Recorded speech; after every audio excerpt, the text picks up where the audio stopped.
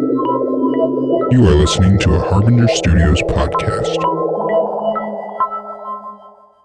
Hello and welcome back to Creator Conversations. This is a podcast where I interview streamers and other creators about what they do, why they do it, and much more. If any of you don't know me, I am T-Rex or Troy, and I stream at twitch.tv/T-Rex. That's TWRECKX_. This week we have MiddleAgedStream. His stream is one of a kind. Whether it is his awesome Star Wars themed just chatting screen or his face cam that is a pint of beer, he is pushing the boundaries of what live entertainment can be. Using modern technology to push that creative envelope, he is on the cutting edge of hilarity and being entertaining in a live environment. He is one of my favorite streamers, and he is a great person. He is crazy busy with coaching, teaching, and being a father, yet he still manages to be one of the best streams on Twitch right now, inspiring me daily. I urge you to check him out. That is twitch.tv/MiddleAgedStream. This podcast is bi-weekly, and I will try to keep up with that schedule to the best of my ability. If you have any recommendations for creators you would like to see on the podcast, tweet us at CreatorConvoPod on Twitter. Thank you all for listening, and let's get into the interview with MiddleAgedStream.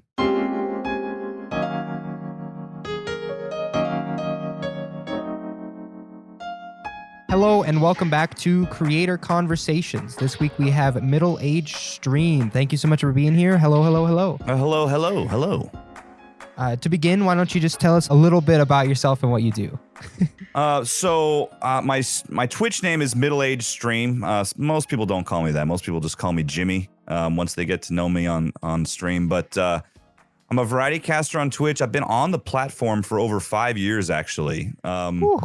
And so I've been around through some iterations, but that's not my main job. I'm also a high school history teacher. And I coach sports. I'm an assistant football coach at my high school, and then I'm the head boys soccer coach at my high school. So I'm pretty busy throughout the year. Yeah. I'm married. I have a 9-year-old son who's really into video games, which I guess this is a really good time for him. Yeah, I live in Texas. I've got a couple of dogs, a couple of cats, and I more or less, I guess I could say I got into Twitch and streaming as a way to kind of reconnect with other people playing video games, but we can talk about that later. I'm not going to go totally deep dive right out the gate. Yeah, there's so much to talk about here. How did you decide to call your stream MiddleAgedStream? So I was asked that a while back. And so obviously I've been streaming for, like I said, 5 years. When I started streaming, I was 33 years old. And so I know this is going to sound weird. It wasn't actually my very first stream name. My first stream name was Niner Jimmy. And that was just because it was almost like a gamer tag type of name. And my name is Jimmy. I love the 49ers. So I started with that, but it was tied to my personal account. This is before I really knew a whole lot about Twitch. Like, I'd only been watching Twitch a little bit off and on. And then I made a Twitch account. When I decided to start streaming, I was streaming from my Xbox console with a Kinect camera. Okay. And I did that for a couple of weeks. And then I realized, you know what? This is probably not a good idea to tie this name to like my personal Twitter account and everything else because of my job as a teacher. You know what I mean? Yeah. And students and people were already finding me. I was like, okay, I need to just can this. And I gave it some thought about what would my name be. I had just seen some article, like, I don't know, it was like GameSpot or Kotaku or one of those, Destructoid maybe, I don't know, one of those video game editorials and stuff that they have online. And the article mentioned that like the median or the middle age for people who were playing video games was like 34 or something right now. Mm-hmm. And so I was just like, okay, MiddleAgedStream. And I knew the type of people I wanted to bring to my channel were going to be the older gamers, you know, like, and not saying, I'm not trying to shut myself out of, you know, but I'm not, the type of channel I wanted to make was something that would cater to not teenagers and not kids, more toward adults and more toward probably older adults. If you were to check I don't have a way to get a demographic without doing just like Mhm. surveys, but I'd be willing to bet the average person who watches my channel is probably a bit older than the average Twitch viewer.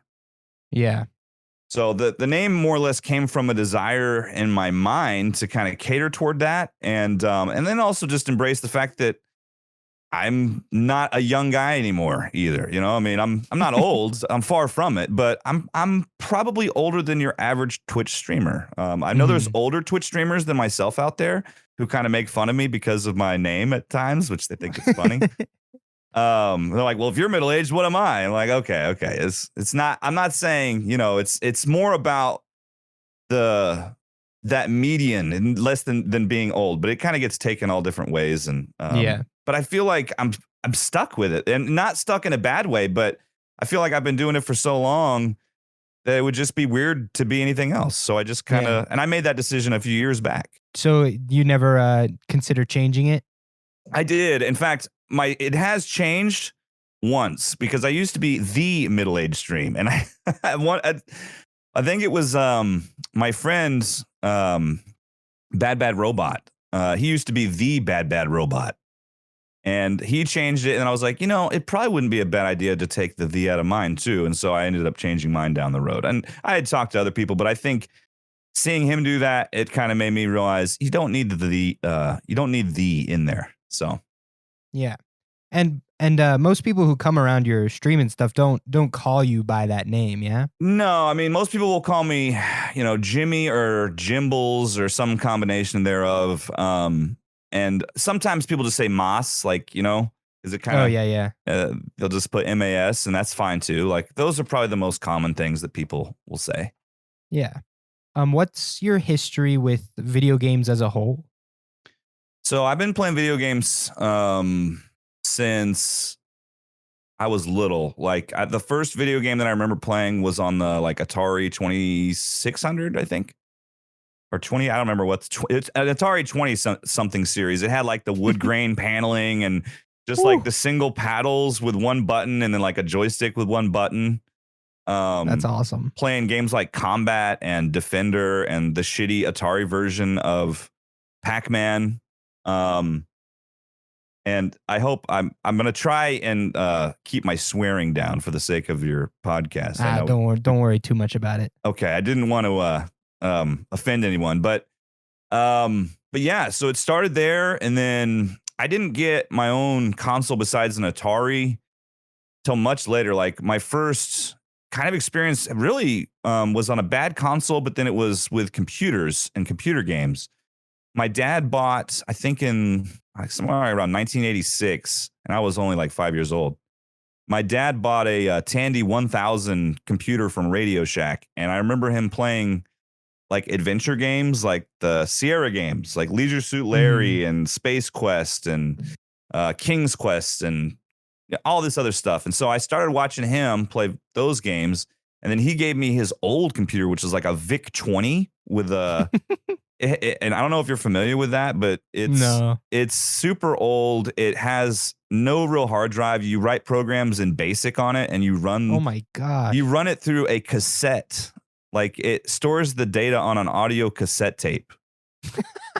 Okay, so that was my first computer, and there were these books that would be like an adventure game you could program, and it was basically just a bunch of characters on the screen, but you read this book, and then you'd write a program in BASIC, and then you would screw up one entry, one keystroke, and the whole program wouldn't work. But that was kind of like my first games, which I know sounds maybe really lame today compared to what people have, but I loved it. Yeah. That sounds awesome. It was interesting. Like, I mean, it does make me feel a little old, you know, because by comparison, my son just turned 9, and, you know, when I was 9, I didn't even have my first Game Boy yet. Like, I was still playing like Tiger Electronics stuff, and I didn't get a Game Boy till my 10th birthday. And then later that year, Christmas time, you know, my parents, we didn't grow up from like my parents weren't super wealthy. My dad was in the military. My mom was a nurse. So we weren't struggling to put food on the table or anything, but there was 3 of us kids, and, you know, it was video games weren't a priority for my parents to get me. So I had to play a lot at other friends' houses and stuff. And I begged, and I got a Game Boy for my 10th birthday. So the Game Boy had probably been out for a little over a year when I got one. And then when the Super Nintendo came out, my best friend when I was in elementary school, he gifted me for Christmas his old Nintendo and all his games. Oh, that's nice. That was my first Nintendo console. And it was when the Super Nintendo came out. And I loved it. I mean, I've still played. Yeah. When I was at his house, I got to play Super Nintendo. Then I got to play Nintendo at my place. So totally. That's awesome. Yeah. I'm curious what you think of like the evolution of video games as someone who had to like code their own video games. Well, I don't want to call it code because it wasn't like I was writing the code. I was literally doing data entry. But I was learning how to type, and so that was helpful. Yeah. I'm not a master typist or anything, but I can easily hammer out 40 to 50 words a minute if I need to, Yeah. Which is okay, but it's incredible to me how things have evolved in the sense of not just realism, but just everything. I mean, just from having little pixels on a screen and these little teeny sprites that were not very detailed to very realistic stuff. And it's not just the way the video looks now, it's the amazing audio. And there's voice acting in video games that's better than stuff you see on TV shows and movies. Yeah. And that's just mind blowing to me from like where we've come. I think back to playing like Space Quest 3 and like, typing stuff into the computer, like pick up book or, playing like old text interface games that you would have to beat your head against the wall sometimes to find a solution. And now you're playing games like Animal Crossing. And it's just, I don't know, it's incredible. It's incredible how far we've come. Yeah, it's crazy. So in all those years of gaming, is there any like gap in your gaming repertoire? So I've honestly been very consistent in all parts of my life when it comes to playing video games. The only difference has been what system I've been playing them on the most. When I was a kid, of course, we went through that. I had a Nintendo 64. I also ended up getting a PlayStation 1. And then later I had the PS2. Like I've had pretty much every single console that has existed for all the major consoles. Like I've missed, I didn't get a Virtual Boy. I never had a Dreamcast or a Sega Saturn. I've never owned any Sega console except I had a Game Gear for a little while, but that thing ate like 6 AA batteries in 2 hours. So that didn't get a lot of playtime, Yeah. So there hasn't really been a gap per se. I mean, now I still do play most of my games on console, even though I have a computer that's powerful enough. But I feel also like this is a little streamer hack I have. If those people that don't feel they have the, maybe the ability to run a 2 PC setup, like I don't feel like I have the expertise in computers to do that successfully. They can essentially buy a good capture card and use their one. If you have a good single PC setup, I mean, you're playing on a console, it does all the work for you. So you just got to worry about the encoding of your stream. So it's kind of like having a 2 PC setup and because you can only push out a certain resolution on Twitch, a lot of people usually tell me, hey man, your stream looks pretty good. Are you using a 2 PC setup? I'm like, nope, I am not. That's awesome.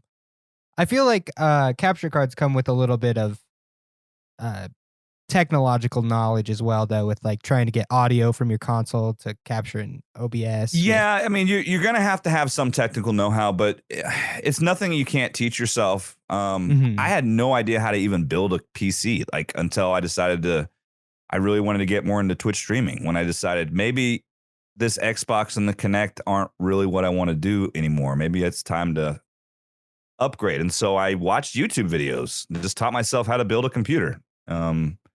Yeah, the best way to learn anything is to just do it. Absolutely. No, I'm very much a visual learner, so I love YouTube for being able to look up stuff.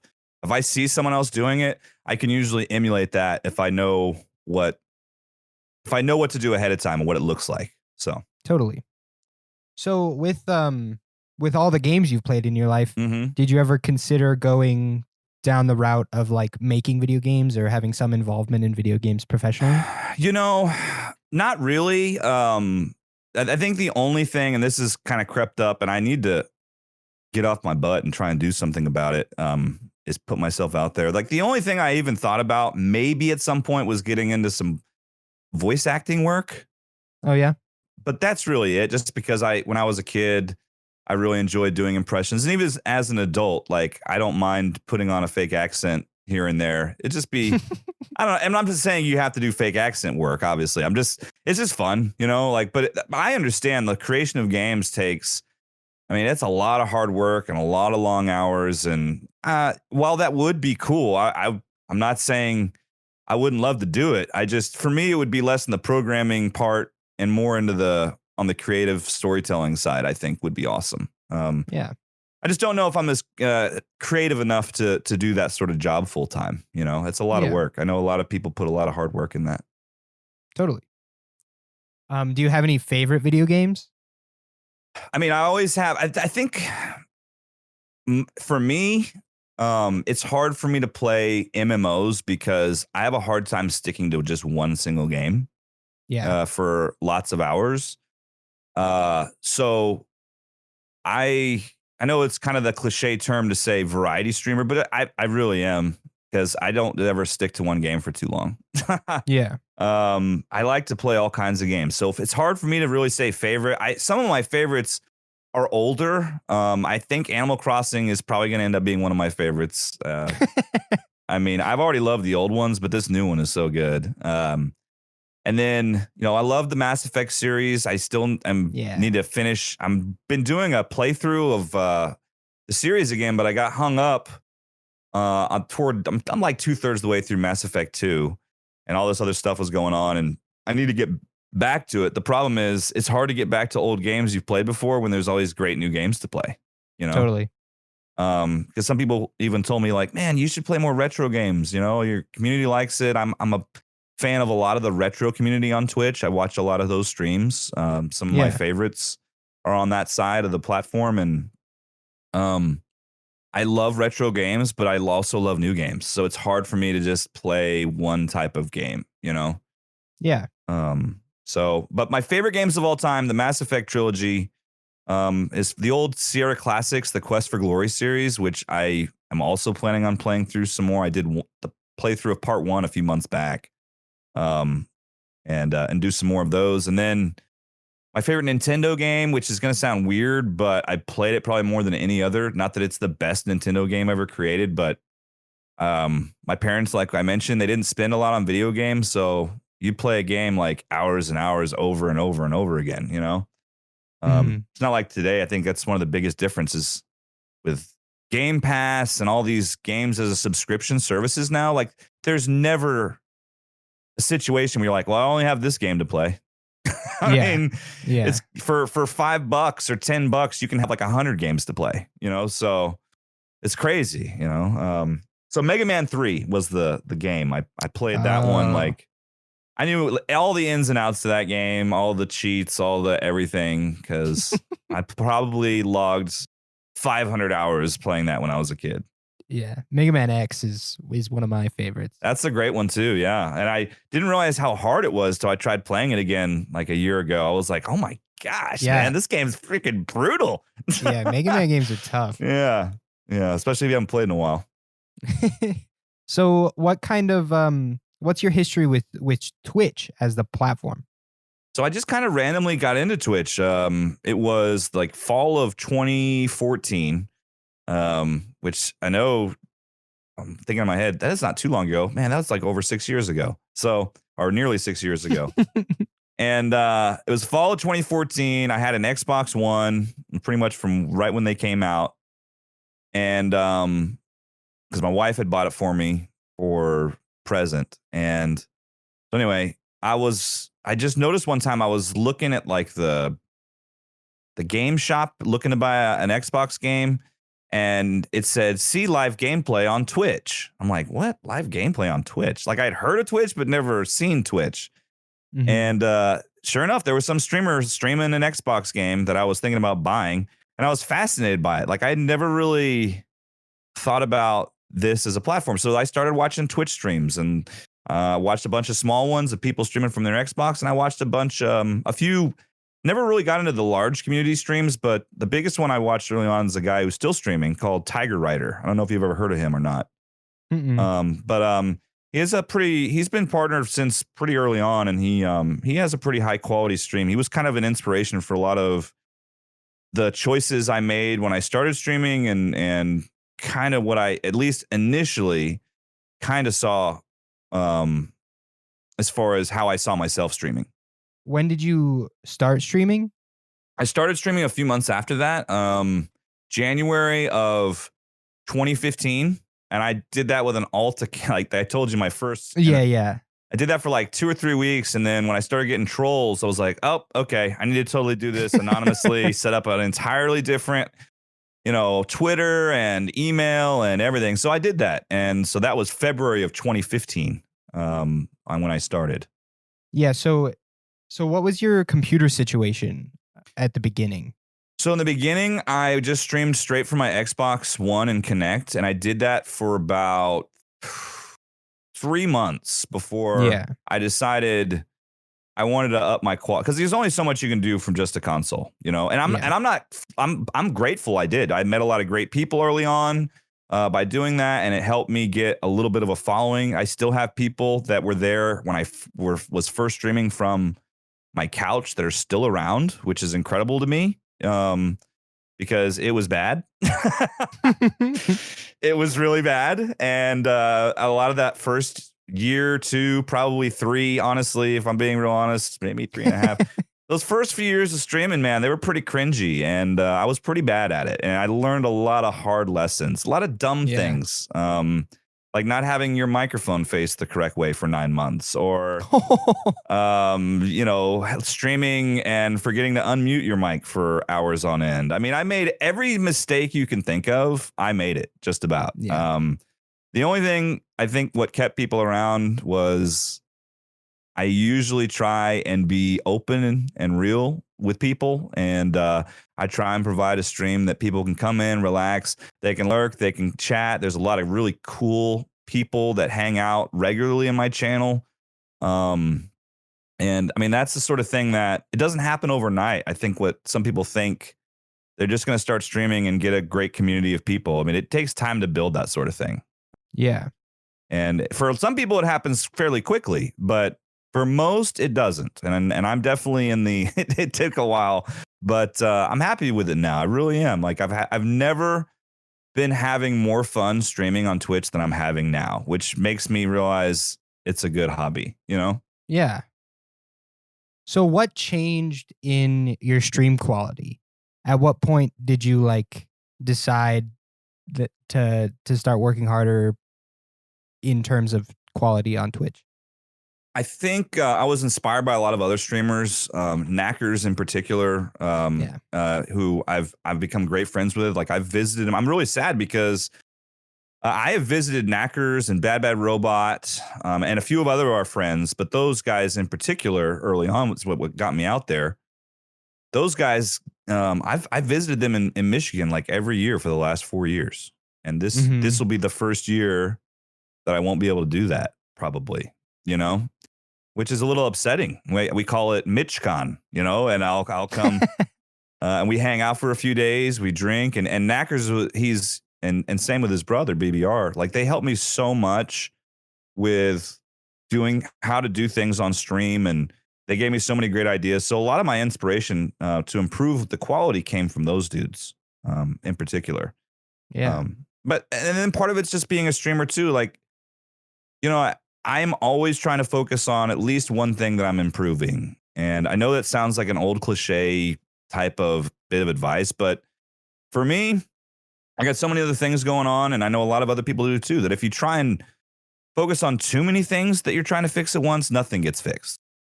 And so for me, it was just one thing at a time. Like, okay, I'm going to work on my overlays this month. Okay, this month I'm going to work on, positioning my microphone the correct direction. This month I'm gonna, you know what I mean? It was just little stuff. And over time, it gets better. And it took a long time for it to get better. But people still stuck around. So I was inspired to do it, and I'm on my second PC, and I'm fortunate enough that I've got enough of a following on Twitch that, I mean, it was entirely funded by the community. I mean, I didn't pay anything really for it. Was all funded through over a long period of time. It wasn't overnight, but I saved up what they had been tipping and giving in bits and subscriptions. I just saved it all up, and then I had enough to totally purchase all the parts for a brand new computer. And now my old one that I built has become my son's computer, which is perfect. It's got a 4790K and a 1070 graphics card in it. I mean, the kid's 9. I mean, he's got a pretty good setup, way better than I had my VIC 20. So I'm not feeling bad for my kid. So do you have any goals in terms of Twitch? Like, do you want to be full-time? I don't have any aspiration to be a full-time streamer, because I think, for me at least, it would probably take some of the enjoyment out of it. You know, I only have so much energy that I can give to this platform weekly. I feel like I kind of hit my limit when I hit 3 or 4 times I go live in a week, which is rare that I go live 4 times. I'm usually only schedule when I'm working 2 streams a week. Yeah. And it's hard to grow sometimes when you're not streaming more than a couple times a week. And that's one of the trade-offs you have to have. But when I'm not working, I'll go to 3 to 4. And even though I enjoy doing that, by that 4th stream in a week, I'm just tired. I'm tired, man. Like, I could never see myself. It is really exhausting at times streaming, not because it's not fun, but because your brain is having to keep track of about 1 million things at once. And it's not a habit that you develop easily. It just happens over time, and how to manage your stream. I mean, if you're trying to put out a quality stream, some people can do this sort of thing flawlessly, but I think most of us are like my category, where, it takes time to learn this skill. It's not something, you can learn overnight for most. Yeah. So was it a hard decision to invest time and energy into this hobby when you have a job and you're coaching and you have a kid? Yeah, it was. But at the same time, like, it all comes down to managing time. And if one thing I have gotten better at as a result of this hobby is managing time and being able to keep a schedule and be disciplined about when you game. I mean, honestly, 95% of my gaming is done when I'm streaming. Like, I don't game a lot outside of Twitch anymore. And that kind of got into one of the reasons why I wanted to stream. And I was kind of broaching this at the beginning of the podcast, but I was at a point in my life where gaming wasn't as fun to me, because a lot of my friends in my social circle weren't playing video games. And my social circle became older guys that I was working with. I mean, yeah, I still had a few friends in town, but most of them didn't play video games the way I did. And the ones that, because of, their professional obligations, they just weren't into them. So the only people that I knew that were into video games were people on the internet. And so I've said this before on stream, but I kind of like Twitch because it's like the same feeling I get hanging out with people in, my community and other Twitch communities, is that you get this feeling like you're gaming and just having a good time with friends on the couch. Yeah. I mean, that's the feeling I get when I stream on Twitch. And that's one of the main reasons why I do it. And it's a good feeling, and it's a fun hobby. And I've met the most awesome people around the world thanks to Twitch. I wouldn't have the opportunity to even sit on this creators podcast if it weren't for Twitch. So I owe a lot to Twitch, and I'm thankful for it. Yeah. I definitely think there's a large portion of people who go to Twitch to hang out with people and play video games, right? Absolutely. But I think that like your stream in particular is on the higher peak of these things, and that yours is providing like really quality production and entertainment, and like your scene changes and all of that it feels like more than sitting on a couch with someone. It feels like I'm like watching almost like a TV show. Well, thank you. I have struggled. It's definitely not perfect. I know there's a lot of amazing creators that do amazing things. on Twitch. But to even be mentioned that you feel that way makes me feel good. I'm definitely try to keep the production quality up because I think being able to have something to enjoy, whether you're listening or watching, I mean, that's a goal that I think most creators on Twitch probably have. Yeah.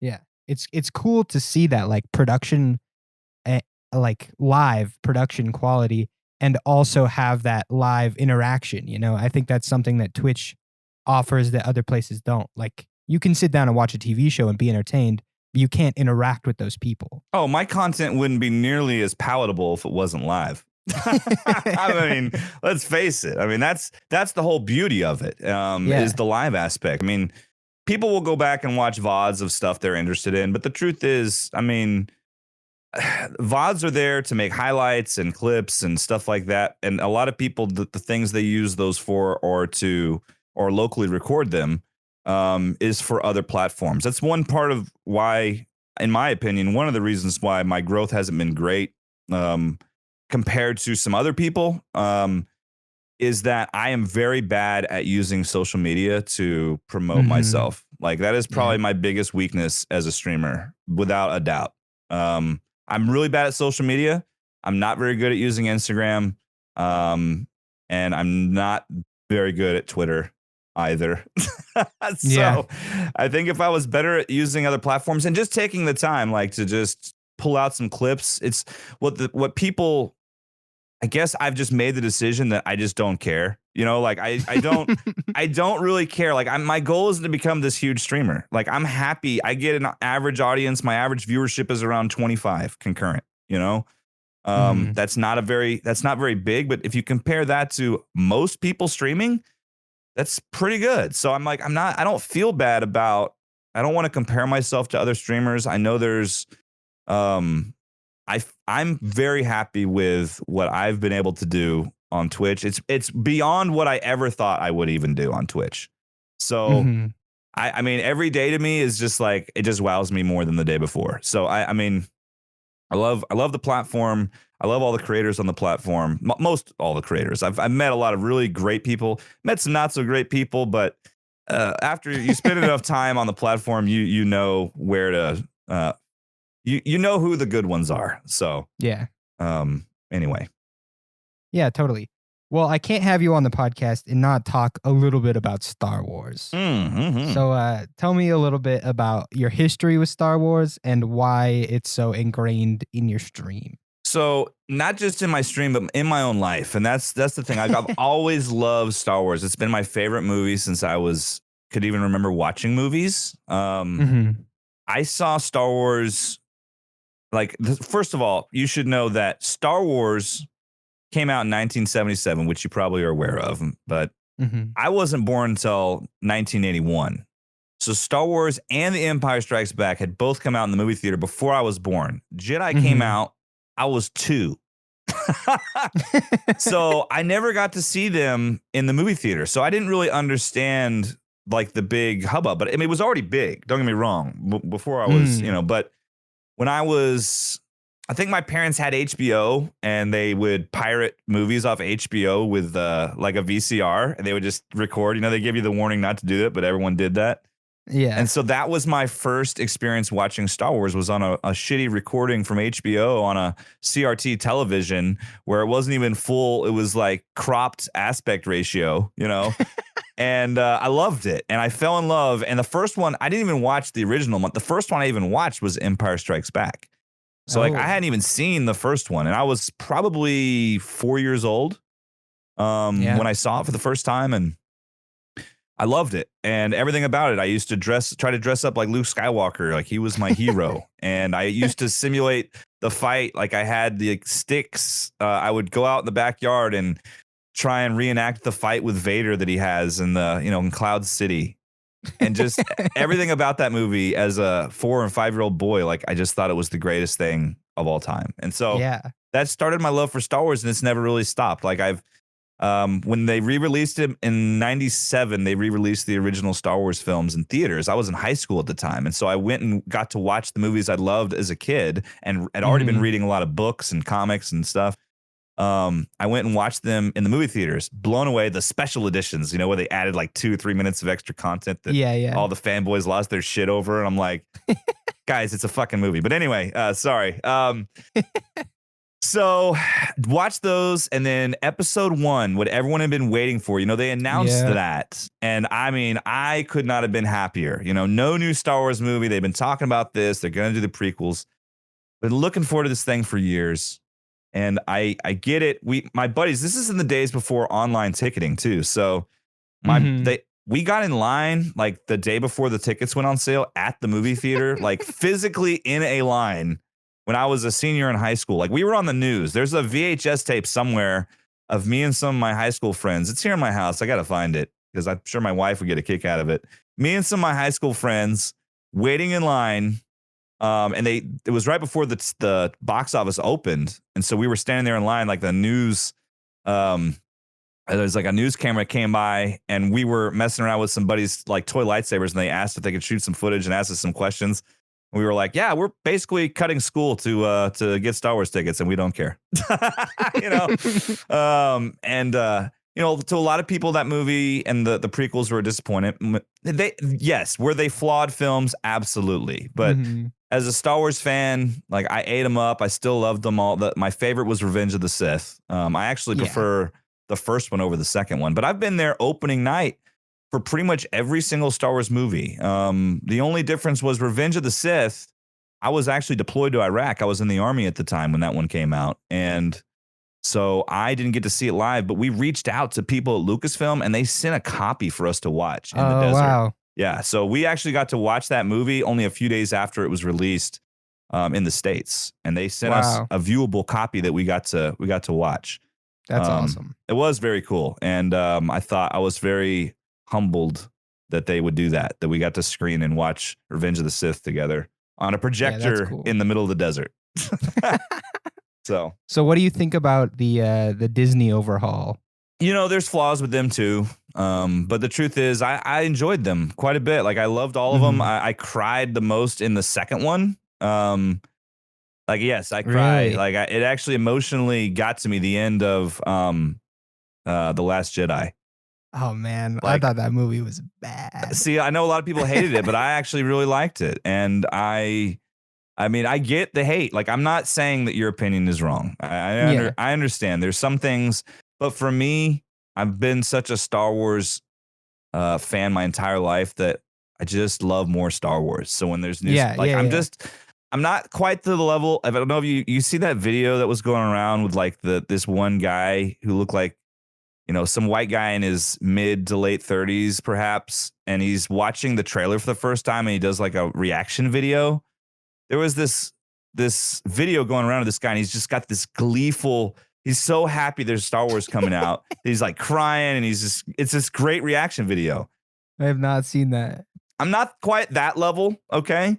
But I'm probably just an octave or two below that guy. So anytime there's new Star Wars shit, like I'm running around like you ask my wife. I mean, new Star Wars trailer for a movie comes out, I'm dancing around the house like, let's go watch the trailer on the TV, on the 4K TV.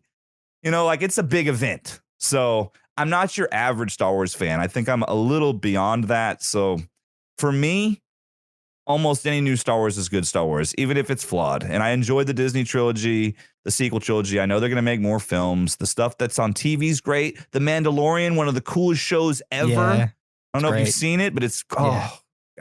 So it's really, I think the toxicity of a large fan bases can sometimes overwhelm the fact that most people just still love the hell out of this stuff. So I think I'm in the majority there. Did it hurt at all when Disney announced that the expanded universe was like no longer canon? Not really, although it does make me want to just get rid of all these books I have on my bookshelf that are no longer canon. Like I literally have 50 Star Wars books that I'm facing right now on my bookshelf, and they're all no longer canon. I'm like, well, I'm probably never going to read those again.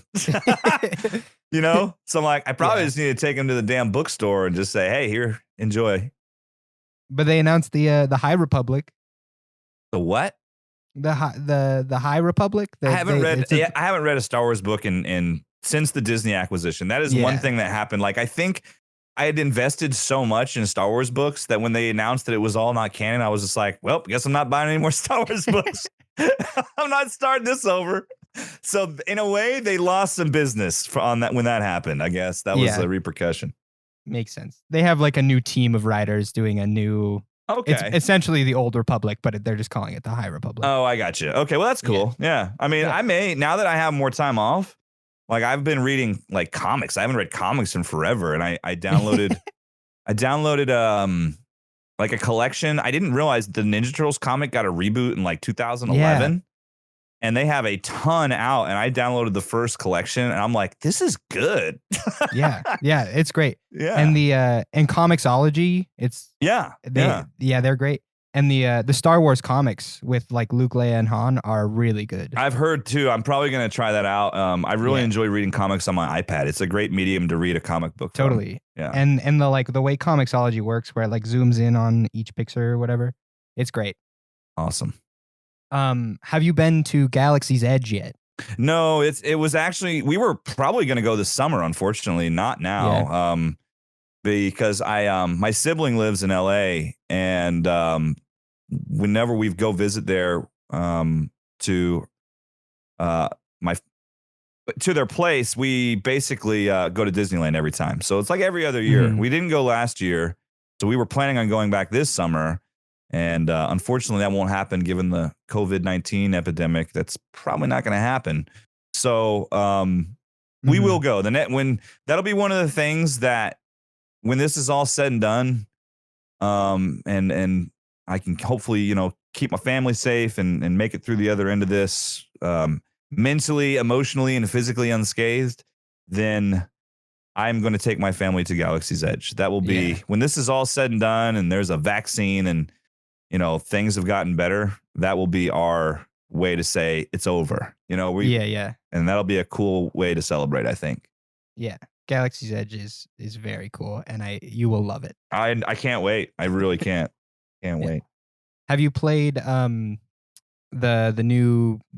Respawn game? Oh, absolutely. Yeah, the Jedi Fallen Order. Yeah. Yes, I did. I got it pretty much on release, and I just about every Star Wars game that's come out in recent years I've gotten on release, and I loved it. I thought it was fantastic. I was one of those people that enjoyed Sekiro, even though I couldn't beat it. It was so hard, but I actually enjoyed it, and so it kind of made me feel like I was playing like a Star Wars Sekiro. The combat's kind of similar. Yeah, and I really enjoyed that quite a bit, and I'm excited that I heard that a sequel's possibly already in production, and I mean that'd be amazing. So yeah, that was great. You call your community nerfs? Yeah. Could you explain that really. A little bit? I mean, it's that's a Star Wars reference. I only really do it like in Discord, more than anything. Instead of just saying, "Hey, you guys," I just thought it would be better to come up with something. So, like a nerf is like this type of animal in Star Wars. So it's kind of just like a Star Wars reference. That's it. Yeah. That's the only reasoning behind that. Well, I like it. Thank you. All right, pivoting from Star Wars now. You do this thing on stream now recently where you turn yourself into a pint of beer. Yes. Could you elaborate? How did this come to happen? How do you do it? Okay, so when I started streaming, most of the streams that I watched and had seen had all had a face cam, like something where you see the streamer. Were there other streams that had it that didn't have a face cam? Sure. But most of the popular streams on Twitch, they all have a face cam. And so in my mind, when I started streaming, I needed to make sure I had a cam. Never mind the fact that I feel extremely awkward and just weird having a camera in front of me. And I was just like, okay, this is just a feeling. You're just going to have to get over it. Right. Well, years have gone by and I never really gotten over that feeling. And it got to the point where I was starting to get anxiety about streaming just because I was thinking about the stupid webcam all the damn time and how I was looking in front of the webcam and then the stuff behind me. Like it was just attacking my brain. I didn't want to stop streaming. So I took a break from using the cam. And when my viewership didn't go down, it kind of gave me the confidence to say, you know what? Maybe I don't actually need a webcam. Maybe people just want to come hang out with me for me. And so that was, yeah, right. Maybe they don't want to be a voyeur and look. Maybe it doesn't even matter. That came out wrong. What I meant to say was maybe people didn't need to see me, for me to stream on Twitch. And so I was trying to think of ways to still provide some entertainment, because part of my entertainment in the past had been the things I would do in front of the camera. And like, that's even where my first emote came from, the beer dancing emote, the mid one beer. That's the origin of that, was me doing what's called a beer dance, where like I would be going to get another beer and do a little dance as I was going away from my computer. That's how all that started. And I have the dancing beer emote. I haven't done a beer dance in ages, but that's the origin story of that emote, That's awesome. And it's a cool little emote. Like, it looks like something like you'd see like in a cartoon somewhere. Like, I just think it's cool. And anyway, to make a long story longer, I just started feeling uncomfortable being on the webcam all the time, and it was giving me mild anxiety, nothing major, but I was like, okay, let's try this without a cam. I did it without a cam for a while. And then I thought, okay, if I'm not going to do a cam, could I do something on stream that could still bring like a sense of there being somebody there instead of just this disconnected voice? And so that's where the idea of using a beer came from. And I had done this in the past with this software called FaceRig. It's on, you can buy it on Steam. You're probably familiar with it. And they have a bunch of like default avatars you can use. And then there's some that people have made that you can download. But I wanted something that was unique to the channel. So I reached out to an artist that actually lives out in like Eastern Europe. And I'd seen some of their work on like, I was looking at websites looking for people who made these avatars, because I didn't know how. I'm not an artist, and two, I don't know how to create a 3D model in using that software. So I reached out to this artist, said, can you make I gave the template of my emote, the dancing beer. I was like, could you make a FaceRig avatar of me using this as your template? And she said, absolutely. So That's I said, cool. So I paid her to do that. And then I started using that. And that's been now for a while now, few months.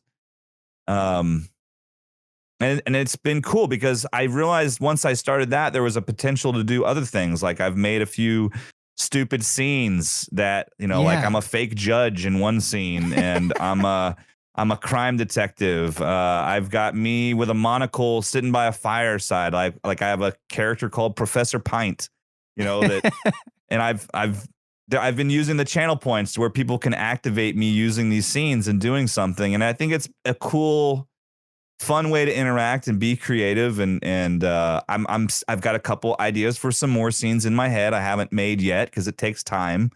But yeah, it's been really cool, and it's kind of reignited my creative side by doing this.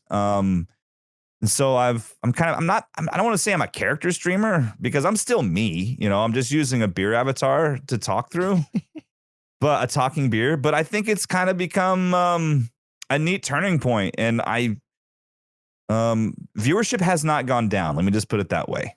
So I feel like it's an interesting transition time for my channel, but one that I've started to embrace, and I'm kind of excited about. So yeah, I love it. I think it's fun and creative and hilarious. Thank you. No, I appreciate that. I've got a lot of great feedback, and I'm trying to turn that feedback into better content. So yeah. Another thing you do on stream pretty regularly is you put some effects on your voice. Oh, yes. So how are you doing that? So I use the Go XLR mixer, and I know many streamers are familiar. It's a pricey mixer, but it's arguably, I used to have, I was running my voice through a DBX 286S preamp, and then from that to a mixer, and then the mixer to my microphone. So basically, the Go XLR does all the functions of not just what my preamp did, but it also adds in voice changing abilities, the ability to control different audio tracks at the same time. You can pre-record sound effects. You can do all this stuff. It even has an easy to tap mute button. Mhm. It's an amazing tool. And I honestly need to, it's on my list to go back and alter and add a few voice effects. But it just, I don't know. That was one thing early on I've always had wanted to do on stream. It was one thing that Tiger Rider did. Like he had a cool like setup with an echo. Like he had a foot pedal where he would make his, voice do echoes. I'm like, man, I would Oh, love to that's have cool. some shit like that.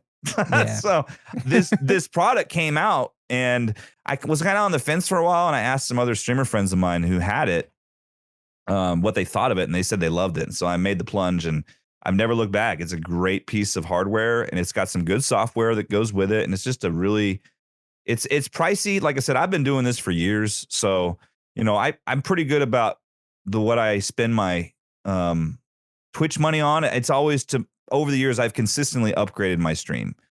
I didn't start streaming with having a 4-monitor setup with a stream deck and a macro board and a nice keyboard and microphone. And I mean, it started with a console, Mhm. and I've been fortunate enough to have an awesome community that's been so generous, that's helped me, introduce new hardware to up the quality of the stream and make for some moments I can do stupid stuff with voice changing effects. And it's awesome. It's awesome. Yeah.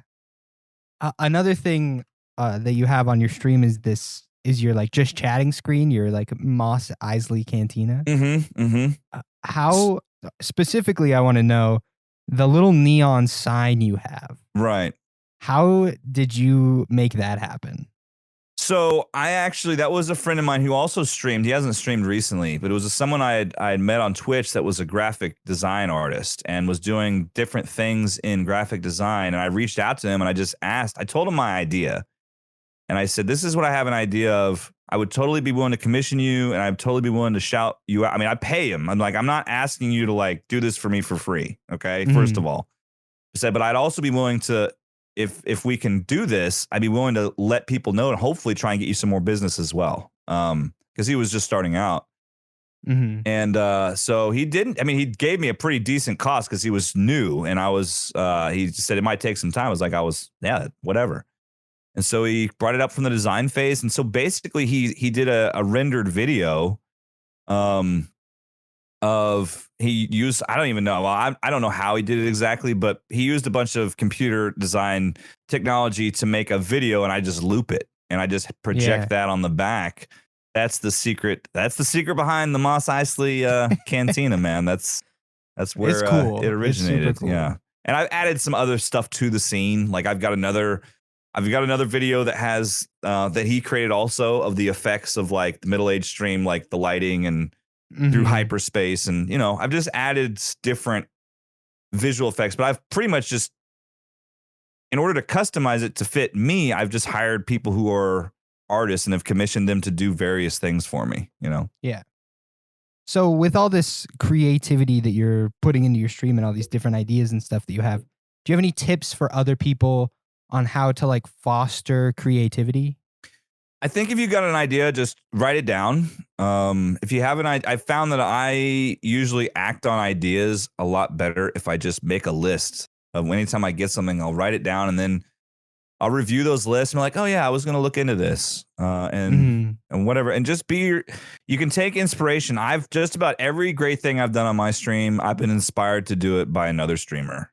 And it's totally okay to take inspiration from other streamers and turn it into something that's your own. Like a lot of the things that I do on my channel, I saw done similarly on other channels. And don't feel bad if it's not stealing.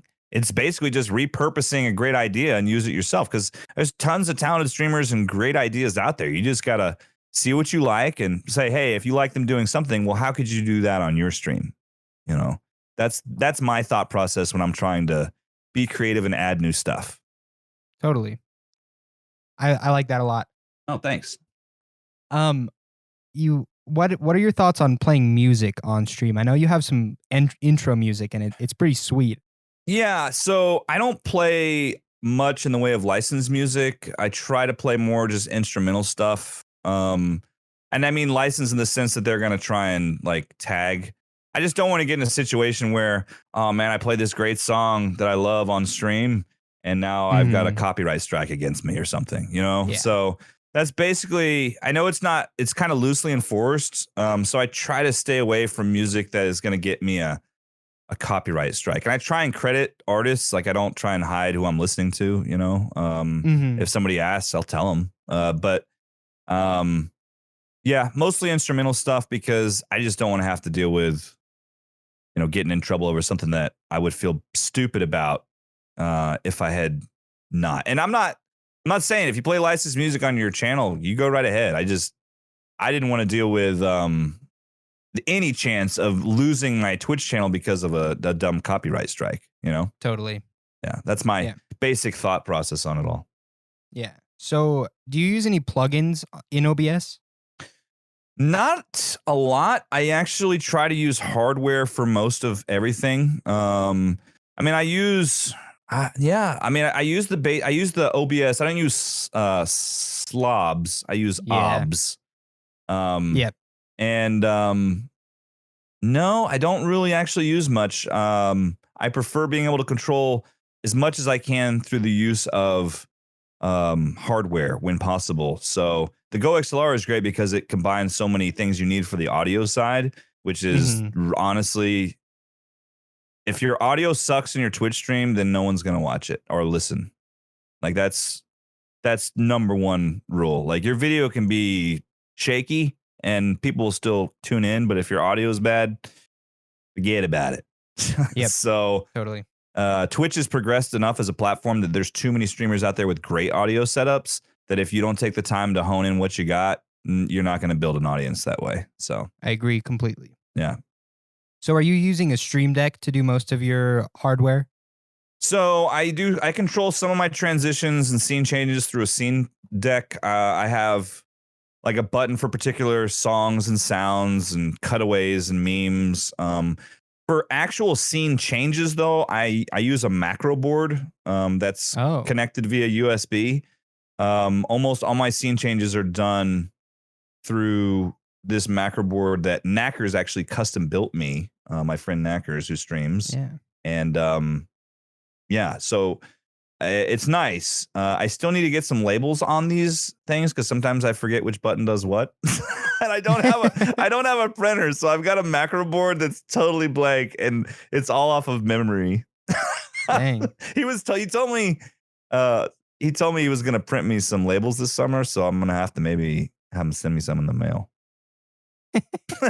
Well, that's awesome. Yeah. Thanks. Okay, so we're winding down here, and I always have a couple questions that I ask the guests at the end. First, what keeps you motivated to do what you do?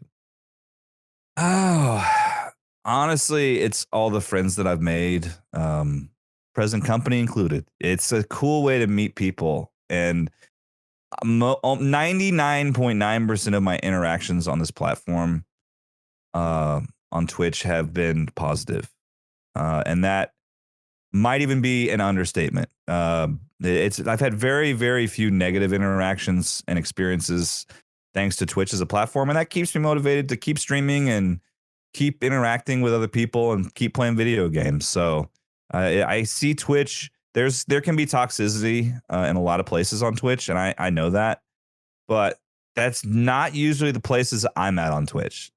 So it's easy for me to keep the positive mindset because I don't personally witness. I'm not saying it. I'm not denying that it happens, but I do believe that most of Twitch is a positive place, and so I'm thankful for that, and it keeps me motivated to stream. Yeah. Who are some underrated streamers you would encourage others to check out? Underrated. What is that even like? I would kind of go by not partner. Okay. So some non-partnered streams that I enjoy. Man, I have to go through my list. There's so many, really. There's I don't even know what to say because some of them are people that I met thanks to, I think I Am Space Shark, who I know you've interviewed in the past, is absolutely fantastic. I'd be amiss if I didn't say Knackers. Is another unpartnered affiliate streamer who I've always loved his channel and what he does. Let's see. I've been watching in the retro community. I really love Zerg Hug Party. He's an unpartnered. Shroomy, another one that's partnered. Avinus, who I was introduced to recently, amazing. There's so many amazing streamers that put out amazing content that are not partnered streamers. Yeah. And that's one of the other cool things about this platform is that Twitch is, given a way to at least be able to make it, even if you're not a partner, you can still be. They offer enough things for people who follow you and support you that can help out. So they give you the option of being able to build toward that partnership. And I think it's not perfect, but it's certainly, I think, better than any other live platform that's out there. So. Of course. Yeah. That's great. How many 5-year-olds do you think you can fight off before they overpower you? Maybe I could probably take down like maybe 4 or 5 of them. Maybe. Depends on the size. Like if there was I've seen some big 5-year-olds. All right. Yeah. On average, I think they're 40 pounds. Okay. 4 or 5. I could take easily. And then if it got beyond that, I think they'd probably overwhelm me. Yeah. That'd be it. Yeah. Yeah. That's kind of the usual somewhere in that of, range. Like, okay. Yeah, okay. Like 3 to 6. Now, I mean, if I had some type of weapon that I could use to keep them off me, it might be even easier. But yeah. It was I just think Conbot said if they were trying to kill him, if it was a fight to the death, he'd fight off 40. Yeah, I think that's probably if it was a fight to the death, I'd be able to take more, but I would definitely be having to arm myself. So somehow. And where can people find you? So you can find me on Twitch at MiddleAgedStream.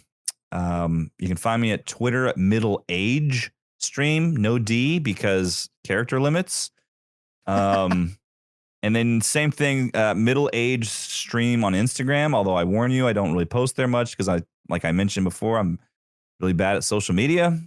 And yeah, mostly on Twitch though. If you find yourself enjoying the community, I do hang out. I've got a pretty active Discord server. I definitely visit it several times a day and interact with other people in the community, and it's cool. So those are my most frequented spots on the internet. Awesome. Well, thank you so much for being here. I really appreciate it. Well, thank you for inviting me, and I'm been enjoyed some of the other parts of your podcast. I think you got a really good thing going, so keep it up. Thank you.